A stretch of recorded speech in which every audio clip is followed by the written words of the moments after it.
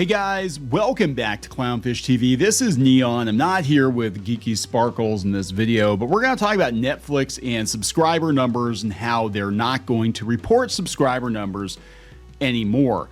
And, this is kind of a huge tell for where Netflix is at. They basically have hit the ceiling, I think, on the number of subscribers that they can realistically get. Right now, it's about maintaining the subscribers and, more importantly, getting the most amount of money out of those subscribers that you can get, getting more blood out of the existing rocks. And, they've been trying to boost their numbers by banning password sharing. And, of course, they have the ad-supported tier now.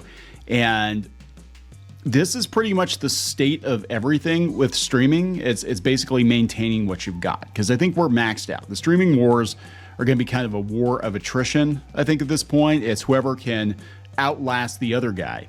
And I think Netflix will probably be the last one standing, or one of the last ones standing. I could be wrong, but they were the first. They're definitely the biggest. And, they've been able to change up their business model several times to be able to, kind of stick and move. And they're also one of the first to start tossing over a bunch of, shows and movies and stuff that don't perform. They're canceling a lot of deals. They shut down their blog, I guess.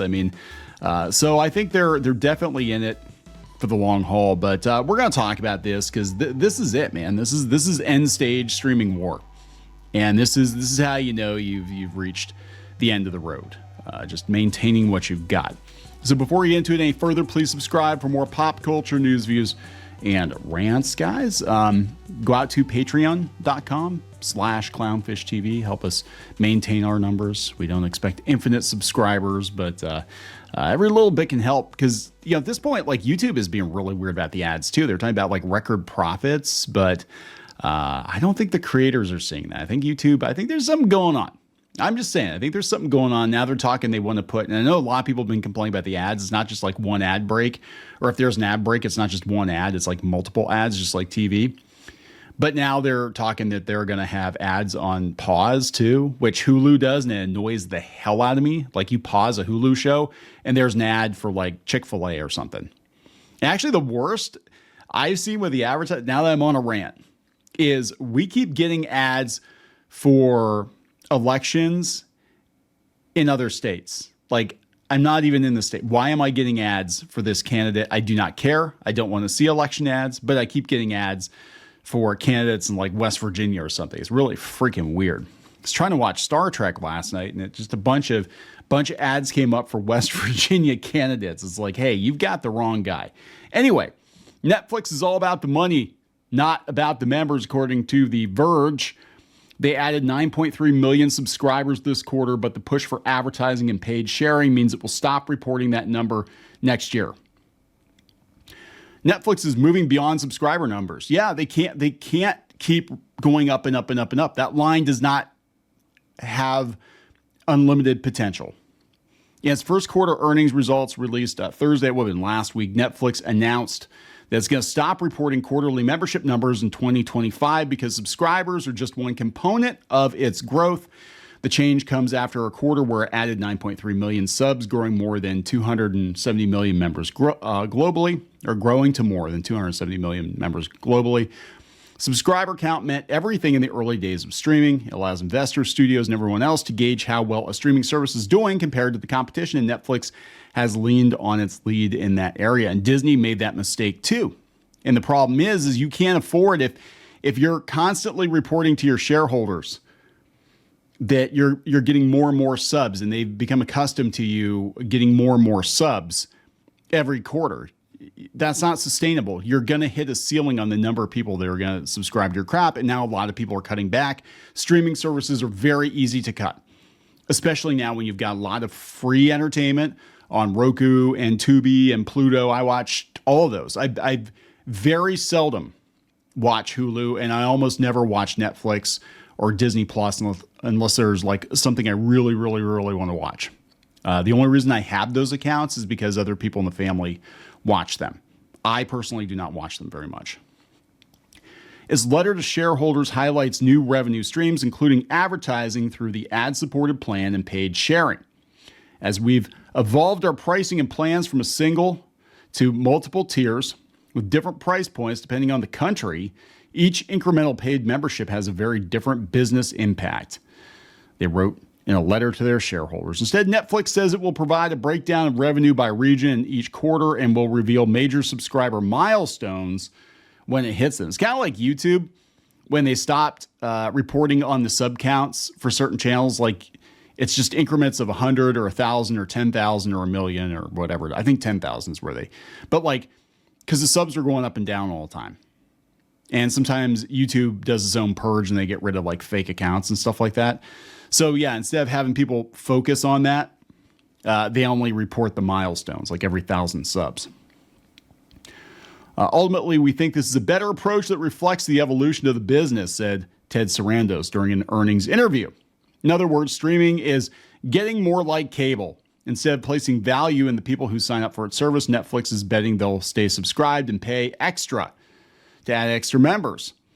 As for subscription pricing, co-CEO Greg Peters said during the earnings interview last week, Netflix doesn't have a set ceiling. It will ask subscribers to pay more as it adds more entertainment value, which means the price hikes aren't over yet. They're never going to end as long as people are willing to pay. I mean, this is we cut the cord, right? We cut the cord. We went to Netflix. We cut the cord. We went to Hulu, and now we're paying more. I mean, literally, Hulu costs more now than DirecTV did when we quit. I think we're paying like $80 or $90 a month for it just to have live TV. And I'm like, why? We don't even watch most of it. You know? This is coming from the Hollywood Reporter. Their take on Netflix subscriber numbers fueled a decade of frenzied streaming bets, and that chapter is over. Yeah, this is it. This is the end stage streaming wars. This is coming from, oh my God, Breitbart.